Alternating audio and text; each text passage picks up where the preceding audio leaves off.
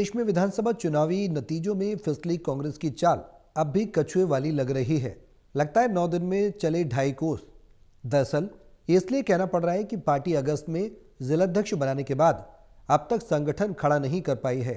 न ही कांग्रेस नेताओं ने हाईकमान के आदेशों के अलावा अपने तौर पर स्थानीय स्तर पर पब्लिक से जुड़ने की कोई कोशिश की। इससे भी बड़ा अंदरूनी नुकसान ये दिख रहा है कि प्रदेश के तीनों बड़े परस्पर विरोधी नेताओं में गुटबाजी और बढ़ गई है। सूत्र तो यहां तक बता रहे हैं कि तीनों विरोधी नेता एक दूसरे को देखना और मिलना भी पसंद नहीं कर रहे। बस उन्हें प्रदेश स्तर के संगठन में अपनी अहमियत दिखाने का ही इंतजार है।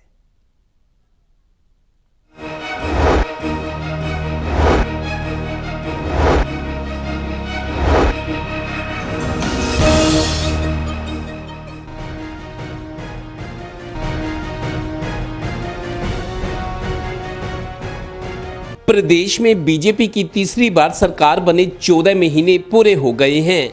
इन 14 महीनों में देखें तो जीत हाथ से फिसलने के बाद कांग्रेस पर अब ये कहावत चरितार्थ हो रही है कि 9 दिन में चले 2.5 कोस।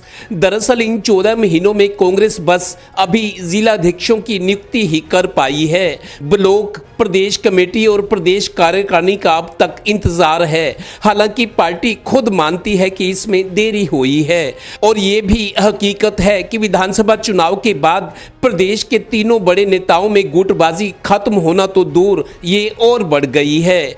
सूत्र तो यहाँ तक बताते हैं कि तीनों परस्पर विरोधी बड़े नेता एक दूसरे को देखना भी नहीं चाहते, यानी गुटबाजी कम नहीं हो रही, बढ़ गई है। पर इनकी मजबूरी ये है कि इन्हें इंतज़ार करना पड़ रहा है। इंतज़ार संगठन का है कि हाईकमान इन तीनों के किन किन चहेतों को संगठन में जगह देता है। ये तीनों तब तक खामोश हैं क्योंकि इन्हें इन नियुक्तियों में अपनों की उम्मीदें हैं। और हाँ, बात कांग्रेस की चली है तो ये भी सच है कि इन 14 महीनों में प्रदेश कांग्रेस ने सिर्फ वही किया जो हाईकमान ने डायरेक्शंस दी, यानी धरने प्रदर्शन। स्थानीय तौर पर अपनी ओर से कांग्रेस नेताओं ने पब्लिक कनेक्ट की कोई कोशिश नहीं की। ऐसे में कांग्रेस जमीनी स्तर पर कैसे मजबूत होगी? सहयोगी श्रीनिवास के साथ Devendra Kathoria, total news, Panipat bureau.